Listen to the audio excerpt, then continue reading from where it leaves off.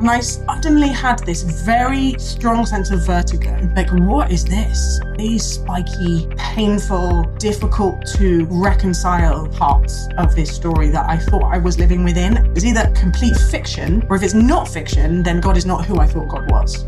Oh, I've built my life on a lie and I don't know where else to build it now. There is a sense of like the only way out is through. It doesn't all need to be tidy and neat, but that doesn't mean the love of God has gone away. Welcome, everybody. This is Simon Gilbert with Inspired. Great to be back for another fantastic week. I'm really looking forward to this one. Listen, I think if you're new to us, most of us, I think would agree, we get relentlessly bombarded on the media by 24/7 stuff that makes us cynical and anxious and depressed and negative and pessimistic. And what we need is to definitely tune into a different narrative that brings hope and joy and encouragement and inspiration. And this week, I've got no doubt you're going to be inspired and encouraged because we got with us the wonderful Elizabeth Oldfield. Welcome, Elizabeth. It's a real joy to be here. So good to have you. So Elizabeth and I first met in, I think it was Shift Conference 2019. I was trying to work it out because I think it was pre-lockdown. With the wonderful Caleb Meekins, and it was on the Troughton Farm just outside Cheltenham, Gloucester. Caleb has started this movement Shift, and because tragically a year later he died, that was the last time I saw him alive. I just wanted to start by sort of paying homage to him, if you like. I'll tell my story, but first of all, Elizabeth, why don't you tell sort of your connection to him?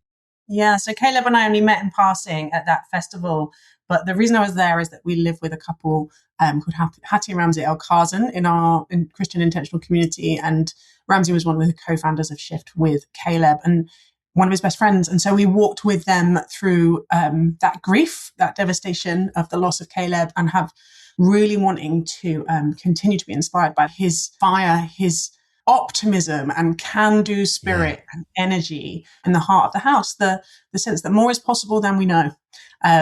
If we will only trust and be prepared to be a bit uncomfortable and go on some adventures.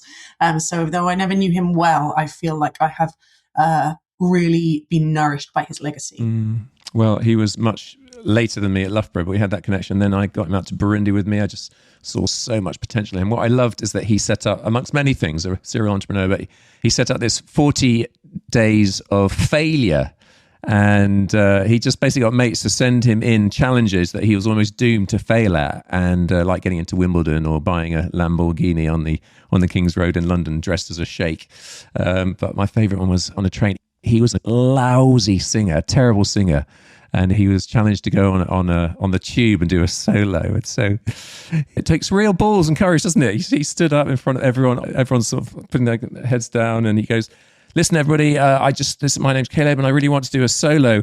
And this is my first time ever singing publicly, so I'd love you to sing with me. You're going to sing Stand By Me." So he went for it, and stone silence. No one responded. And he came to the end, and he was like, "Oh, that wasn't very good." He said, "Listen, guys, this is really hard. I'm going to give it another go. Please sing with me." And then the second time round, a builder and one other lady sang with him. And then he was like, "Oh, this is, it's coming. Can we try once more?" And then the whole carriage let rip singing Stand By Me. And it was this sense of going from 0 to 100, no fear. He redefined failure. Instead of being a stumbling block, can be a stepping stone, and just put yourself out there.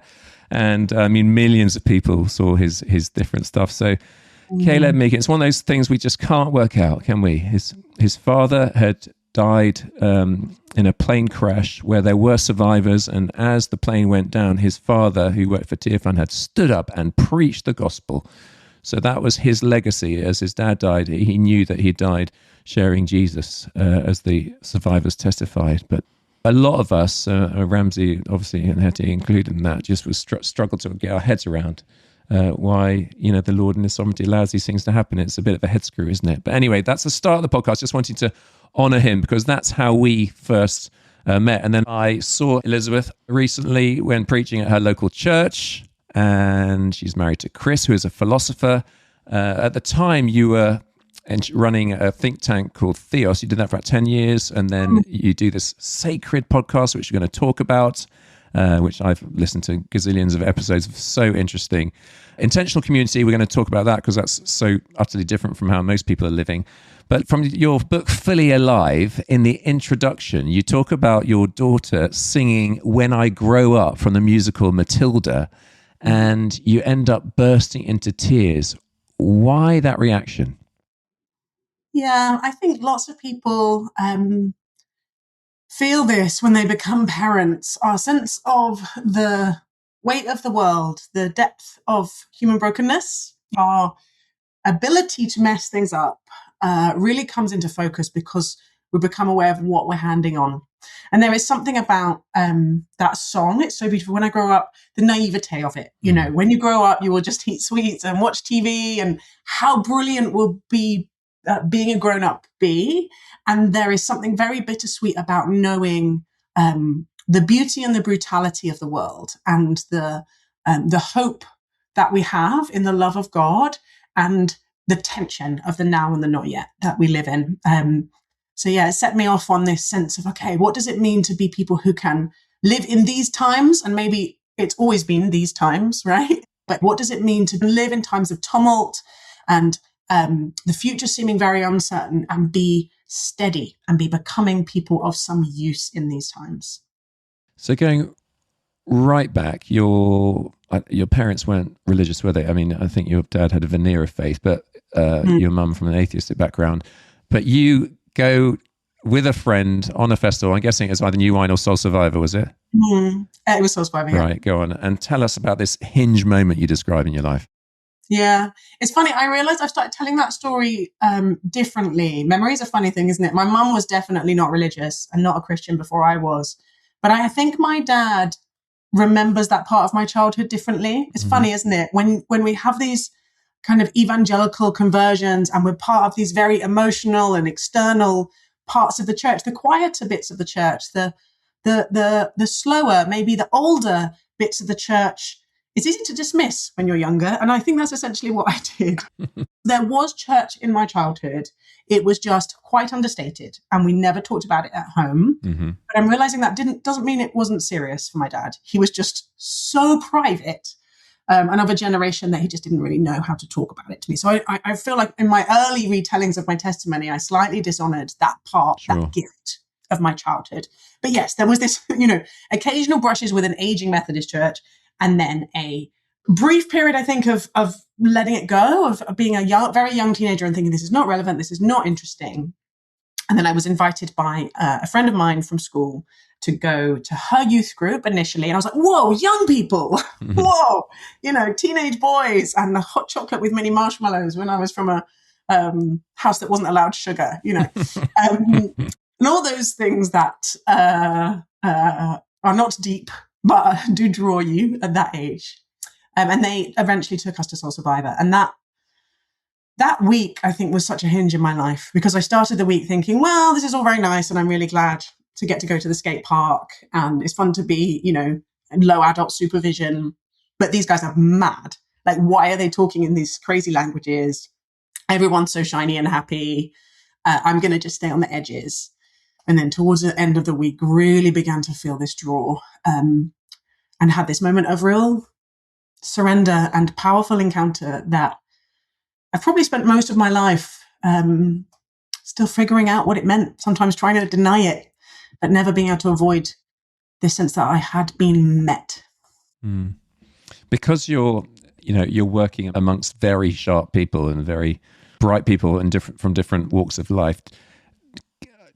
Are you resistant to going to the details of that? Because I'd love to hear more of what that actually looked like, that liminal experience. No, I'm not resistant at all.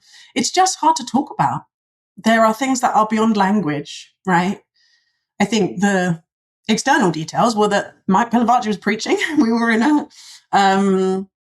was when it was in the converted cow shed. Yeah. So it had this faint smell of manure and very familiar. Red flip down chairs. And it was not a familiar environment for me. I had occasionally sung hymns in a Methodist church, right? And mostly what I remember from that is that you flip open the book and then you count the verses to work out how long this incredibly boring thing is going to go on for. That was my strong sense of church, was boredom. And then there was this electric atmosphere, and people were weeping and they were cheering and they were dancing. And I remember this real battle between the skeptic in me, which is quite strong, this kind of intellectually questioning part of me, and a longing and a sense of hunger.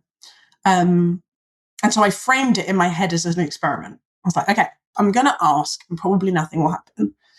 I put my hands out and I said, guys, so reliable, always makes me cry. I said, God, if you're there, would you show me? And sometime later, I came round on the floor. There was a woman who was praying for me.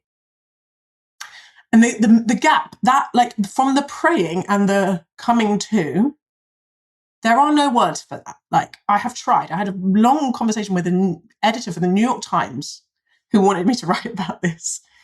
And I was like, the pen ricochets off it. This is why the mystics are so insistent on the end of language, right? The bit of our brain that processes language is the analytical bit that's trying to capture in concepts and kind of pin things down, right? And that falls apart when you get close to an encounter with God. Yeah. It's why I think music gets closest, or poetry is the only type of words that has ever felt it gets anywhere near to me. But yeah, I can't really talk about it because I don't think it's a talk aboutable thing. Yeah. It's a relational, embodied, transcendent knowing. Yeah.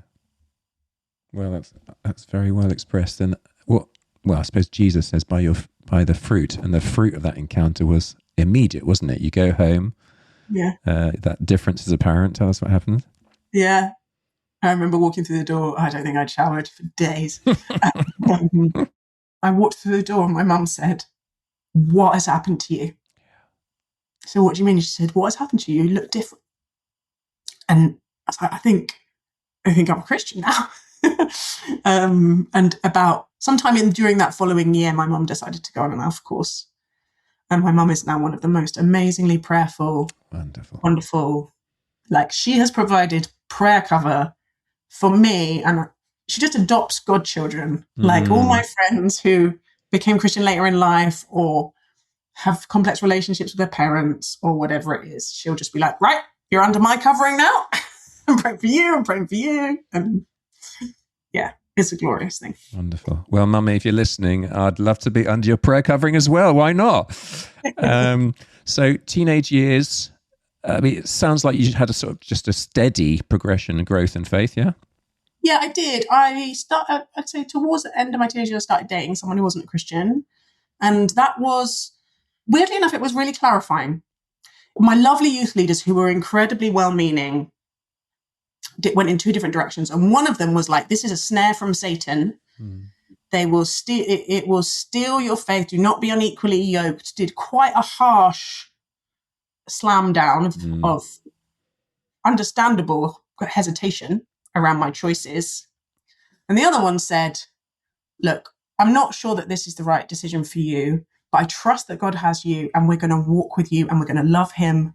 And it allowed me to stay in relationship and friendship and to still feel welcome and not feel judged, right? And I think that was a real lifeline. And so actually over the course of dating him, it became clearer and clearer to me that this was a non-negotiable for me, and that if I was going to ever be married, I needed to be married with someone who, the phrase that always came to me was, if I'm ever in hospital with a sick child and my husband can't pray with me, that would be bad, you know? And so that season actually really deepened my sense of what it was like to live without that, and actually how hard that was for him and how much he wanted it, but didn't seem able to get there. And the sort of the lack if I had walked away from it. I was part of lovely churches and I had just a very precious, easy, emotionally comforting sense of God's presence for years.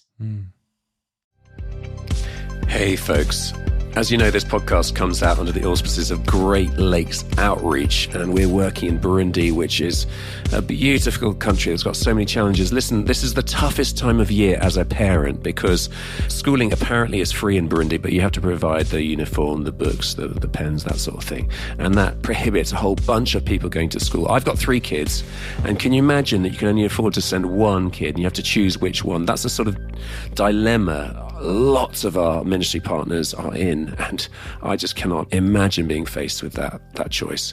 So we've got just under 1,000 people through the 30 organizations we support out there. And so could you sponsor 1 family or 3 families, 5 families, 10 families, whatever? That'd be wonderful. GreatLakesOutreach.org. deconstructing.org/back to school if you want to sponsor 1, 3, 5, 10 families, whatever. And so that we can take away the stress of these precious, precious co-workers. You know, one colleague said to me, I hate it that often it's ministry families who are the first to drop out of school. That is so wrong, isn't it? So not on our watch, that's not going to happen. Please support one family or a few at greatlakesoutreach.org/back to school. It's about £40, $50 a pop. That'd be wonderful. And let's see all these kids get a good education. And education means they've got a good chance in life. All right. Thanks so much for your consideration. Now let's get back to the podcast. And so you got massive brains. You're clearly bright. So school was plain sailing academically. Did you absolutely cruise? Were you lazy? Did you work hard? I would say school was relatively easy, and I didn't go to particularly good schools I went to a decent university. I didn't go to that serious university, so I didn't have to work that hard, which probably suited me well because I also have a high appetite for fun. And would you say that you were consistent in your living out the faith through university years? What was it like there? Great question. Yeah, I think my boyfriend and I broke up early on in university, and I was really fortunate to meet some Christian friends. I never had Christian friends before that. Like being a teenage Christian, I sort of was in a youth group, but it was kind of like, if anyone from my former youth group listening to this, I'm really sorry, that sounds much meaner than I mean, but there was no one that I hung out with outside of that, right? Like I didn't have meaningful friendships with anyone else who had this relationship with God. And when I found those people at university, it was such a relief. And also because they were also really fun. So I had this gang of friends that I would go clubbing with. And we would often end up like 3 o'clock in the morning praying for people. Now I think about it, it's very Caleb, I gather. The sense that the fully aliveness means that there's a lot of freedom, right? It doesn't mean that there's a license, but that we don't need to feel like we're going to be corrupted because I wasn't really raised in the evangelical church.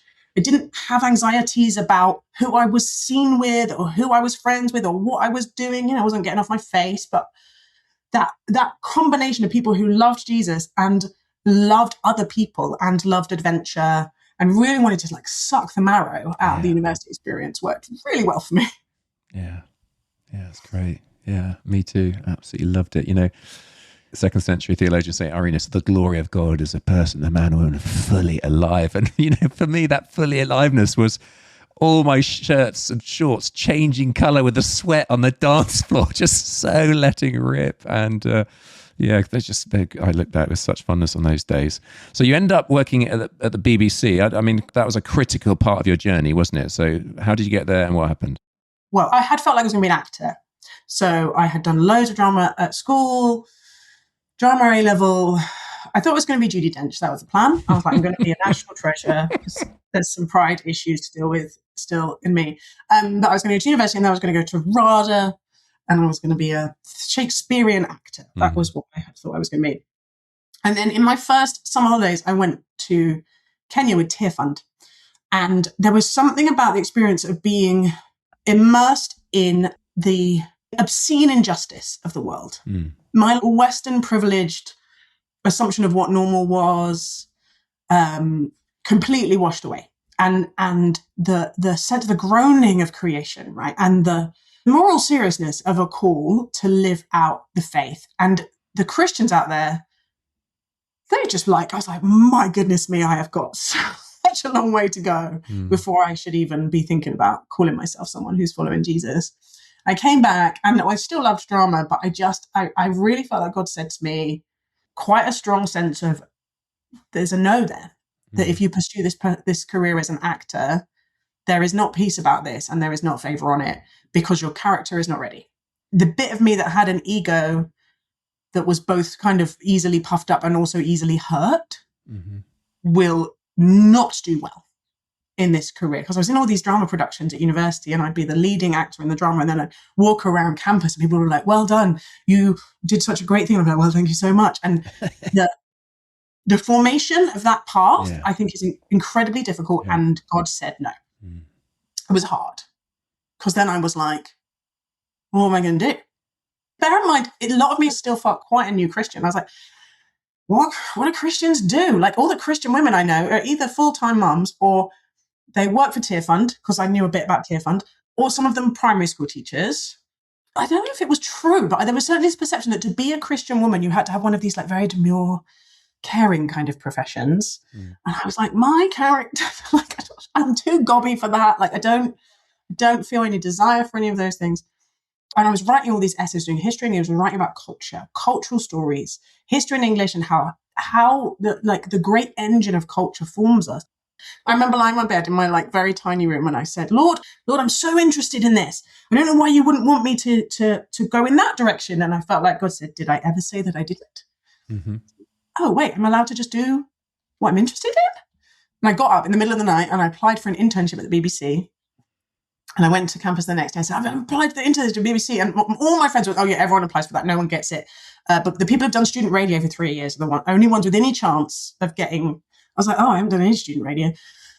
And then 2 weeks later, I got a yes. And the first thing I did when I finished university is I went and did a month internship at the BBC and then went straight into a job there. And so I worked in radio drama, where they make radio plays for Radio 4. And then I worked briefly in TV drama. And then I worked on things like The Moral Maze on Radio 4. But the first TV job I got was working on a dramatization of the Bible. And that's when those two interests came together. And your faith gets very challenged as you dig into First and Second Chronicles, is it? There are some challenging passages for our faith, aren't there? Yeah. Well, honestly, I think the whole Bible. I've probably been a Christian for 6 or 7 years, and I was in lovely, lovely churches. But fundamentally, I knew the nice bits, right? I knew the fridge magnet bits. I knew the memory verses. I knew bits of the Gospels. I had never opened huge swathes of the Bible, and I certainly had never been taught to read it as anything other than a lovely, straightforward book from God that gives us instructions on our life, right? And so I showed up, and the team were made up of people who with strong theological knowledges. They often had theology degrees from Oxford or Cambridge, but my perception of the time was certainly that there is a level of kind of discouragement, cynicism. They were in a different place from me faith-wise. Some of them had never had any faith and were just interested in it intellectually, and lots of them were just there because they were really good at making good TV. And they gave me Joshua, Judges, 1 and 2 Chronicles, and 1 and 2 Kings. That was the episode. It's going to be an episode in a drama. And I needed to understand everything about these books, what the stories were, what the origins were, and how we could present them on screen. And so I rang all these experts, and people pick up the phone when you're from the BBC, even if you're like a ridiculous 22-year-old. I'm like, hi, I'm from the BBC. Will you talk to me about the book of Joshua? And so people would be like, okay, this is when we think it was written. This is what it is. This is obviously why it never happened. This is the genocide. These are all the rape texts. Like, and I suddenly had this very strong sense of vertigo.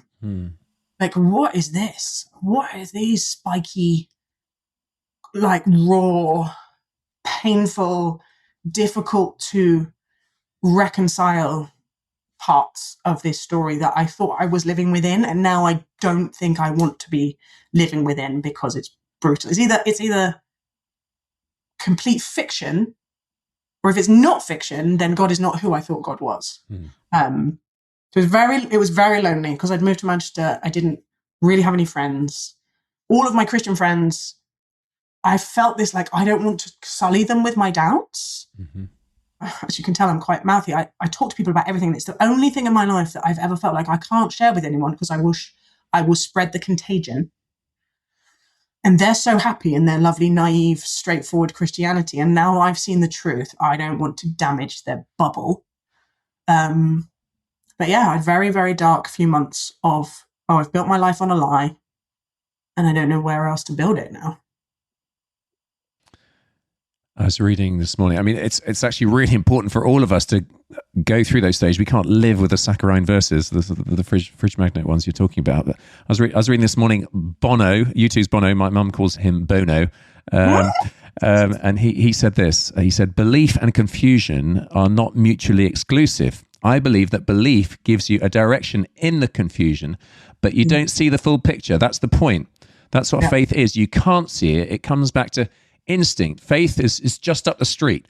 Faith and instinct. You you can't just rely on them. You have to beat them up. You have to pummel them to make sure they can withstand it, to make sure they can be trusted. Yeah, I do. Like, I'm really grateful for it now. And I have a similar sense, like when I meet Christians who have never had a dark night of the soul, who've never wrestled, who've never had the sense of the ground falling away from under their feet, I feel worried for them. I'm like, what are you suppressing? What are you, and when is it coming? Like, because there is a sense of like the only way out is through. And it's the people who have had to take it all apart and see if it fits together again, that there's an honesty, right? There's an honesty about it. There's an amazing poet called Christian Wyman, who I was just with in DC, and he writes so beautifully about doubt and faith and things sliding in and out of focus and just a higher tolerance of all we don't know. That when we're grounded in the one thing I'm still sure of, which is the love of God and the centrality of Jesus, then I can just hold the tension of lots of other things not having a lot of certainty on, honestly. So I'm grateful for it now, but it was awful. I felt this strong sense of abandonment. And it turned when a friend from my old church in London said, we're going on this apologetics training weekend run by the Zacharias Trust. And someone's dropped out. So there's a paid place. You can come to this really nice hotel and all your food and drink is paid for. And you don't have to come to any of the sessions, but we'd just love to see you. And you can just come and you can go on long walks while we do apologetic sessions. You know, we can just read your novel. And I thought, okay, I would like to see my friends. Like they know that something's going on, but they don't know very much. Maybe I should be a bit more honest with them about what's going on. Went to this weekend, and the first thing they used to do is get out a flip chart and say, give all your hardest questions. One question from over there and one question from over there. And then I was like, hold my beer. Like, here is my clipboard of questions. I think the room was quite awkward because I'm like, who is this girl? And why? And I was angry. I was really angry. I was really sad. I felt lied to. I was like, 1 Corinthians this, like 1 Chronicles this, 2 Chronicles 4. Like, these are all the things I have problems with. And there was something about they're like, great, bring it on. This is nothing we've not heard before. Yeah. You not in a mean way, but there was a very strong sense of like, you are not the first person to have noticed that there are some sharp edges in this thing. And we are going to walk and think together and surface these and allow honesty and space. And where people have found really helpful answers, we're going to share those together. And where there are things that are never fully resolvable, we're going to be honest about that together. And we're going to hold it in the light of the love of God. And it just like the relief of it. I remember getting in the taxi on the way back to the station and sharing the gospel with the driver, because I was suddenly like, this thing can hold it. It doesn't all need to be tidy and neat, but that doesn't mean the love of God has gone away. I know that a bunch of people will be listening who maybe have deconstructed their faith and they haven't found their way back. You often quote, don't you, that poem? Who's it by? Staying Power. Mary Walker, yeah. Have you got that with you? Let me look it up. So folks, listen up, because obviously a poem is seriously meaty and it's distilled wisdom. So if you weren't really concentrating on your dog or washing up or driving the kids to school, just really concentrate for the next 2 minutes. Go for it. Staying Power by Jean Murray Walker. Like Gorky, I sometimes follow my doubts outside the yard and question the sky, longing to have the fight settled, thinking I can't go on like this. And finally, I say, all right, it is improbable. All right, there is no God. And then, as if I'm focusing a magnifying glass on dry leaves, God blazes up. It's the attention, maybe, to what isn't there that makes the emptiness flare like a forest fire until I have to spend the afternoon dragging the hose to put the smouldering thing out.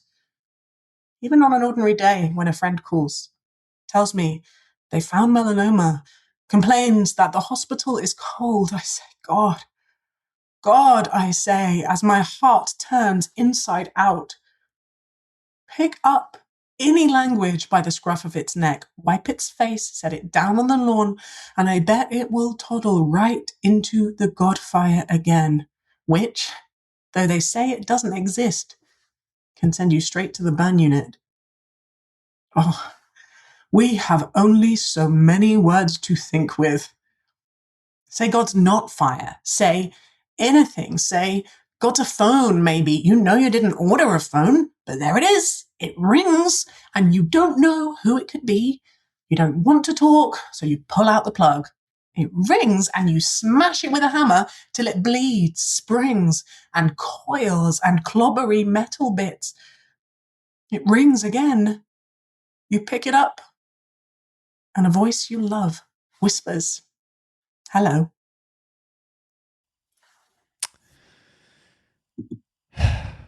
Very powerful. When you first read that, how did it resonate?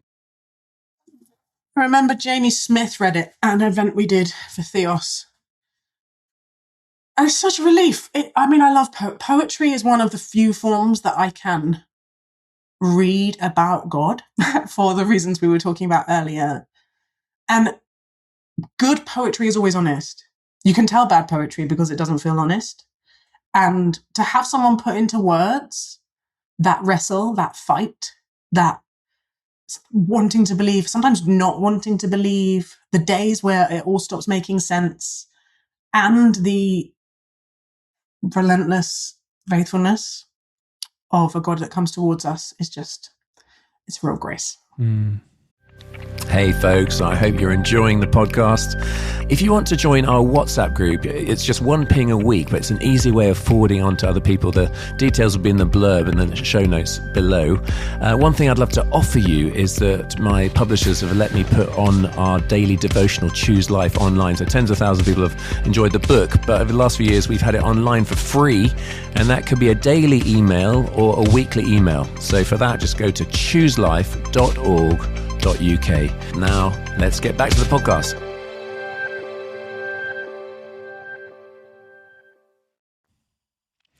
So, all right, I'm picturing you evangelizing on the taxi on the way back. So you're back in the game, but you're different. There's a greater depth and confidence that allows for doubts, that doesn't think that that's letting the side down. What was the journey forward from that?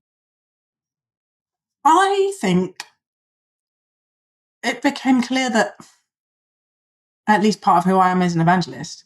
And I didn't know that before because I wasn't really involved in CU at university, but I did a couple of evangelism trainings with them and really struggled because it felt like there was some kind of formula and that I could get it wrong, right? And I think probably there was some doubts underneath that I'd not dealt with and therefore just wasn't confident that I was offering something secure, maybe. And after, there's never really been anything but freedom in it because I don't feel like I'm having to defend God or be PR for God. Mm-hmm. I feel so relaxed that there is love at work in the world and there is grace available to us, and that for the people that want it, it can't be anything but a gift. But I don't have to force it or manipulate anyone. I can just love them and ask good questions, and then very regularly, without very much thought, we end up 2 clicks over from the gospel. So I'm insanely grateful. Even, Soul Survivor and the Zacharias Trust, the 2 key beats in my testimony are very complicated now as institutions of great leadership failure and so much ick and darkness and sadness. And yet I continue to be grateful for the role they played in my life and the truth that goodness can coexist with real brokenness. It's interesting, isn't it? Because I, likewise, as an evangelist, we are very different kind of evangelists, and we're going to reach very different people, aren't we? And that's what the beautiful tapestry of God's creation is, isn't it? So go on, share some of your stories through, why not through Theos? 10 years at Theos, this think tank. What would you say were your greatest grace-breaking in moments there? Yeah. Well, interesting enough, Theos doesn't exist to evangelize. It exists just to create some space in the public conversation. It's about legitimacy, plausibility structures. The assumptions lots of people have, particularly in the world of ideas, in the political world is that Christianity is either hateful or it's stupid, right? And so theos exists to offer the treasures of the wisdom of the Christian tradition in ways that are credible and intelligent and gracious and hospitable. And just say, if we're thinking about what makes a good society, it's possible that there are some resources for us here about what human being is, about how we care for each other, about what justice looks like. So one of the phrases we used about theos was, we want to be an antihistamine for people with an allergy to religion. Love that. Just so they could, like, I often thought about, like, particularly the Christian intellectual tradition as a rose bush that people had hay fever. And if we could just, like, bring down their hay fever, they could get close to it. And we weren't saying that net didn't have any thorns. We're like, there are things in our history that are sharp, but there's also beauty and goodness in it. And that the way to be an antihistamine for people was to be in relationship with them. Funnily enough, we are people made in the image of a Trinitarian God. We are made for relationship. We are called to love God and love our neighbors and love our enemies. And so bizarrely, as a think tank that was doing really rigorous research, polling, qualitative and quantitative research, lots of, smart stuff coming out, the most effective thing we ever did was being in relationship with people, was seeking to serve people, to being like, how can we help? What do you need? Well done. Like, people outside, people with no particular connection to Christianity, just rather than being like, you are the enemies and we are going to just try and lob Bible bombs at you, being amongst the people making culture and walking with them and loving them and applauding what was good and trying to be people who could be trusted and people who acted with integrity. Quite often we do polling, and if the headline didn't make the church look good, we would still put it out. And that meant people saw us as people who were honest. And so we'd get in all these relationships with people who trusted us and felt liked, felt respected by us. And then very often after whatever the like actual conference was, or I'd give evidence in the House of Lords or whatever, and blah, blah, blah. And then we'd go to the pub or the cafe, or we'd be walking out and someone would go really quietly, I've always been a little bit interested in Christianity, but I've never known where to start. And Buddhists would sidle up to me at conferences on psychedelics and go, I can't, every time I try and meditate, Jesus keeps popping up. What do I do about it? And being just a public Christian who people could tell didn't hate them meant that all of these sort of peripheral relational interactions, so it was almost like a side job where I'd be putting out research reports, and then I'd be chaplaining journalists and politicians and business people who suddenly were like the hunger to have someone who they could bring their questions to, who wasn't going to like trying to forcibly baptize them. So it became clear to me that so much of this is about the relational posture and the tone of being someone who's trustworthy. And then my experience is people will come to you. And lots have come to you over the years. If we talk about the Sacred podcast, that's been going a long time now, almost a decade, hasn't it? 2017, I think you started. And you often quote Barack Obama, don't you? If you listen hard enough, everyone's got a sacred story. How did they come to believe what they believe? And you've had such an extraordinary range of people on the show. Give us your highlights from there. Wow.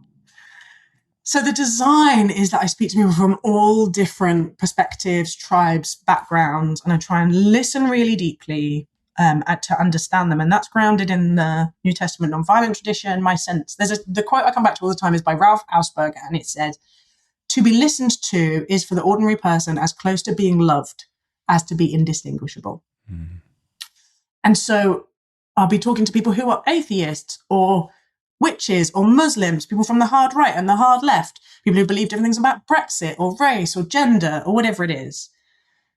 And just seeking to understand and listen and reflect back often ends up by the end of that hour feeling, you must have experienced this, feeling like there's actually a bond there. There's a sense of affection. It's quite hard to listen to someone deeply and not for them not to become fully human before your very eyes. And it means that I have had conversations with people who I went into thinking this is going to be really difficult, and got to the end and thought, I think I'm seeing you a little bit how God sees you now. And that can be everyone from, I spoke to Rod Dreher, who Rod, I like have this bizarre relationship with. He's friends with J.D. Vance. He wrote this book called Re-Enchanting, where I say I agree with about 50% of what he says, and I radically disagree with about 50% of it. And I find him very discombobulating for that sense. And I go back and forth from thinking you're a good faith actor to you're a very dangerous person to just can't get my head around him because we read all the same poetry, we're interested in the same things. And in that conversation with him, I was really able to be really honest about that. And to not need to collapse it, to not need to say, I'm going to put you in the good guy or the bad guy category. Yeah. I'm just going to treat you as actually a brother in Christ. And there's one called Sophie Lewis, who is possibly the photo negative of Rod Dreher, right? She wrote a book called Abolish the Family. She is a revolutionary Marxist. She believes the family is like a oppressive unit and we should communalize care. She doesn't really think that the bond between a biological child and their mother is necessarily stronger than any other kind of bond. She has all these views that the social conservative in me finds really uncomfortable. And by the end of that, I was like, oh gosh, I can see your heart. I can see your pain from your family. I can see your longing for justice. And she talked about the utopia she longs for being something that we enact in the now.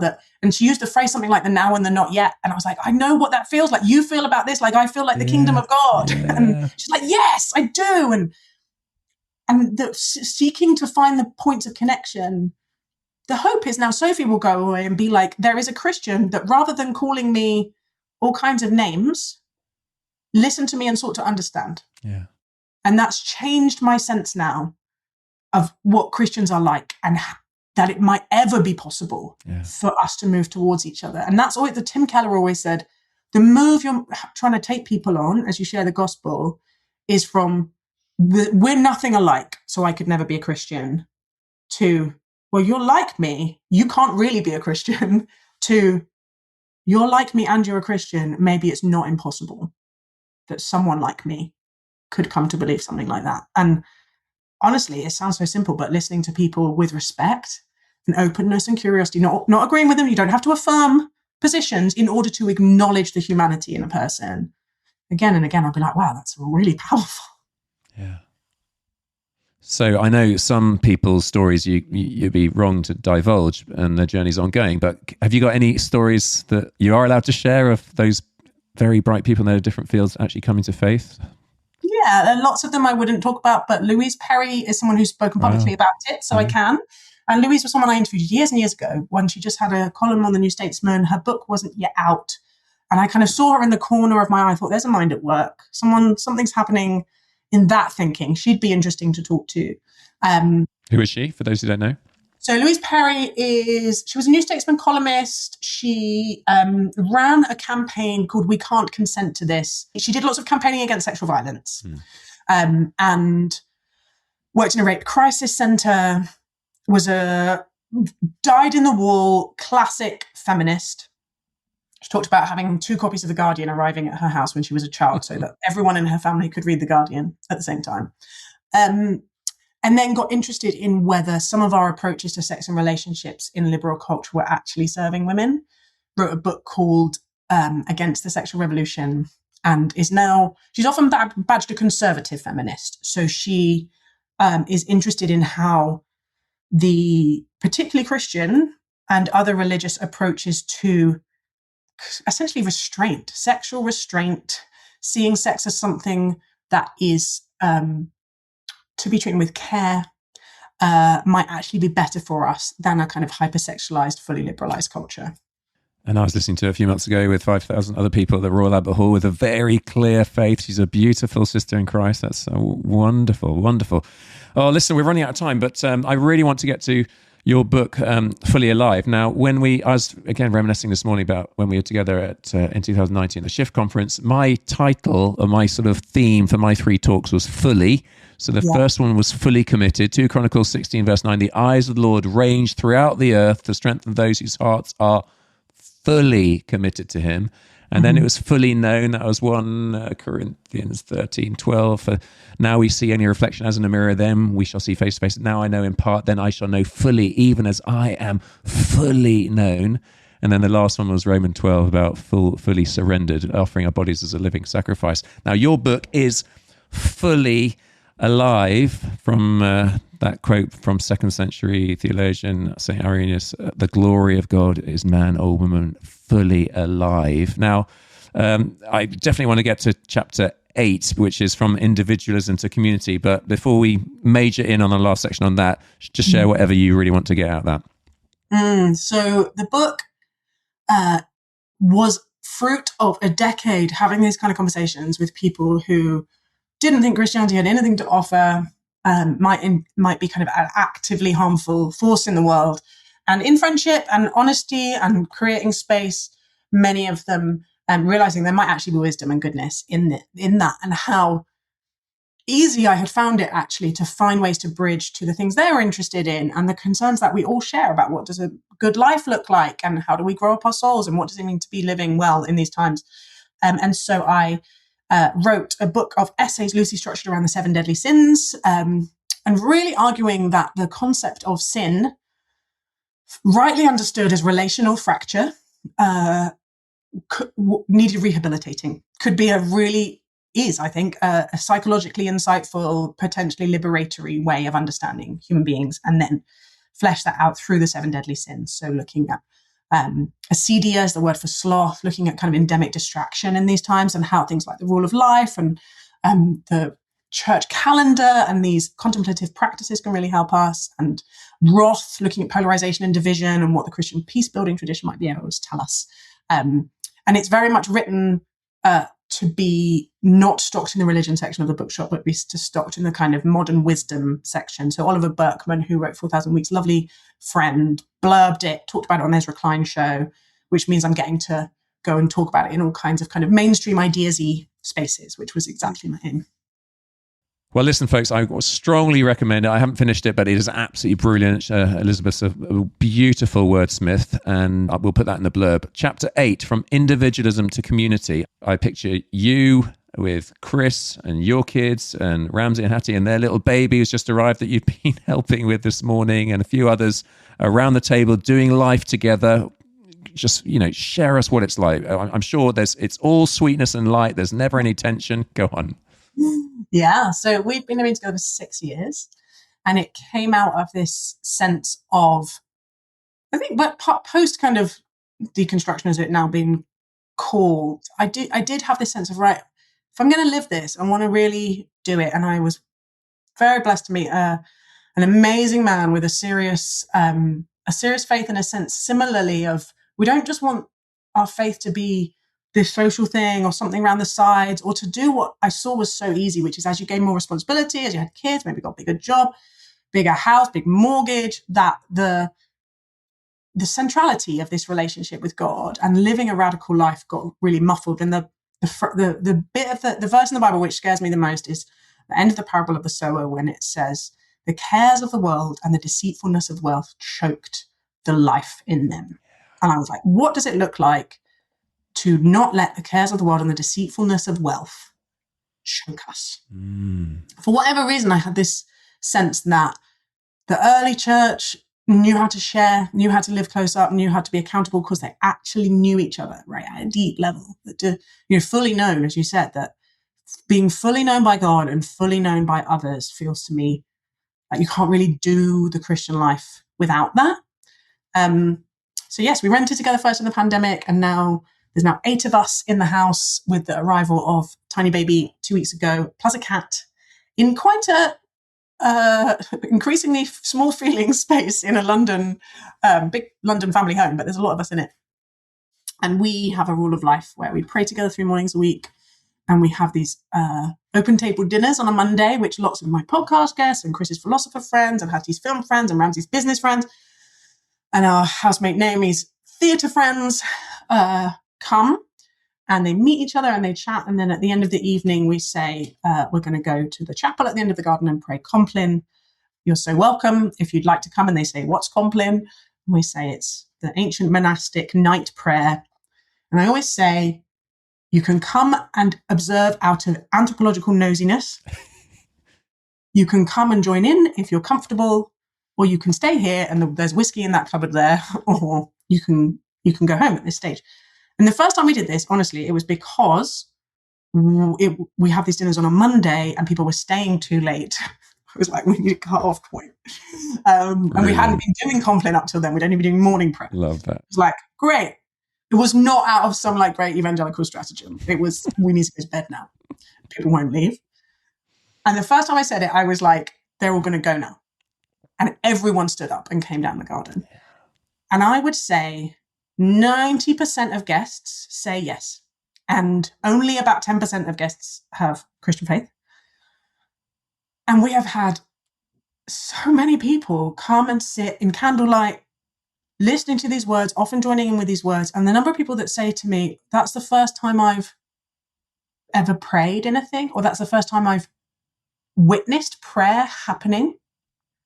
Lots of people, it's been their like gentle entry point into being able to consider that this might be for them. We had a guy recently who was baptized a month ago, and he said, Compline at your house was the gateway drug. Yes. What a great line. Compline being the gateway drug. I would never have thought of it in that way, but yes, amen. Wonderful. I mean, I've spent small seasons of community working with the Salvation Army in the red light district in Hamburg, for example. 6 months. Doing it longer term is all kudos to you. I mean, it's that's a beautiful thing. It really requires a lot of rigor. And I feel more discipled through living in community than the entire rest of my Christian life, because it's where your illusions about yourself go to die. Yeah. Like, oh, wow, here is all this darkness and ridiculous, childish, possessive, grumpy nonsense in me. And then you can bring it out and there's a strong enough container and a strong enough sense of stability and love that we are learning to love each other as we all grow up our souls. And it's good for witness, it's good for discipleship, it's good for joy, and sometimes it's really annoying. Yeah. Listeners, I think it's really helpful for us to be majorly challenged by this. I often preach, be it Acts 2 or Acts 4, the end of both those chapters. I mean, Acts 4, almost every word you could exposit. It says all the believers were one in heart and mind. No one claimed that any of their possessions was their own, but they shared everything they had, and with great dunamis power, the apostles continued to testify to the resurrection of the Lord Jesus, and God's grace was so powerfully at work in them all that there were no needy people among them. I remember it was Paul Perkin years ago preaching on these verses and saying, was God so liberal with his grace because they were so liberal with their lives and their possessions? And it's a tough gig. You're not sugarcoating it, but God has blessed you, but he's kept you sort of trusting in him, hasn't he? You're not rolling around in wealth right now. No, we have enough. And it's amazing. Like, both my husband and I have strange callings that have taken us outside established, secure career pathways. And there have been lots of times where it's felt like these are big risks. To move in with another we have a joint mortgage. Yeah. If they default, we are responsible, right? And vice versa. And the level of risk and exposure to commit your life to other people at this level. There's a baby in the house right now. At the moment, his voice is tiny. He sleeps above us, right? We are likely to be pretty disturbed in our sleep over the next year. My daughter already is like struggling to sleep because she can hear him. So we're having to move rooms around. It's really costly. And we've always had enough. There's always, I would say more than enough. There's been abundance, and there's all this extra capacity released because we're not all doing this. Like, when there's 2 people in a household, that's a lot of jobs, that's a lot of tasks, that's a lot of chores. When there's 5 adults in the household, actually, I never shop. I only cook once a week. Someone else deals with the council tax, right? Like, we have all this extra time for our vocations, for our parenting, for each other, and to be good neighbors and to be reaching out into the street. And everything that's hard about it is in my flesh. Everything that's hard is revealing where I'm graspy and controlling, and I think that my way is the best way. Yeah. Iris Murdoch says, love is the very difficult realization that someone other than yourself is real. And I have had to do that. We've had to do that. And it feels like I am less comfortable and more human and a little bit more like Jesus than I would have been through unclenching my grasp on my stuff and my space and my time and my money. Well, we've run out of time, but I want to give you a last word. But before that, just any more sort of vignette moments or lessons from living community you wanted to share? We had someone come to our house recently who I think has had a really hard life and doesn't come that much. Comes for some of our open house days, and we don't have loads of capacity to walk really closely with them, actually. So we just try and, that's the capacity building thing. When you're doing a lot together as a house, there's more, you can care for more people because there's more of you. But they texted me afterwards and said, your house is one of the few places I feel safe. People call it a refuge. The number of people who, and this is what we prayed for, but people walk through the door and say, gosh, it feels different. What is it about it? It feels different here. I always feel calm here, or I always know I'll be welcome here. And that's not because we're perfect. Like, we're still grumpy and tired and can't always meet people, but the Spirit is in the house, and the blessing of God, despite us, is over the house. And so the logic of the kingdom is very poorly, through a glass darkly, being imaged. And then you really don't have to do very much for people to be drawn. Okay, well, Elizabeth, listen, we'll put the details on Fully Alive, on the Sacred Podcast in the blurb, but give us some parting shot that you want to launch us out back into our week, back into our normal day-to-day life. Go for it. So the phrase I use a lot is, we are made by God and made for God, and we also made for each other, and we are made by each other. And we are living in times that is trying to push humans apart. And I think the most powerful witness Christians can offer, one of the most powerful witnesses, is to be doggedly, stubbornly lashing ourselves to other people and resisting the tides of isolation and individualism and moving towards each other in sacrificial ways and uncomfortable ways, to love our neighbors as ourselves, to share all things in common. It might be the most countercultural thing we can be doing in these times, and it will also help us stay fully human. It is really important formation for our souls. Hey, I knew it was going to be a good conversation. I knew it was going to be very different from anyone else, anyone on the others 270 odd that we've done. I thank you so much, Elizabeth, for your time. Thank you so much for having me, and I'm really glad this whole project exists. Yeah, brilliant. Whew, guys, I know this is the sort of conversation that you're going to want to forward to. You can think of key people, maybe that are checking stuff out from the outside looking in, or just about clinging on for the skin of their teeth as the deconstruction process has been painful, just the sucker punches of life that have just sown more doubt or fear or ostracism from the body, whatever. So think of someone you could share it with, and may this podcast be life and light and truth and maybe healing to a whole number of people. I want to thank Adam Thomas-Steer for the editing, Mike Sandin for the mixing. Next week, a very different guest with a very different story. I love the variety we get on this, but in the meantime, go for it. God bless you. Stay connected. Insist on getting connected if you're not connected. God bless you, and toodaloo.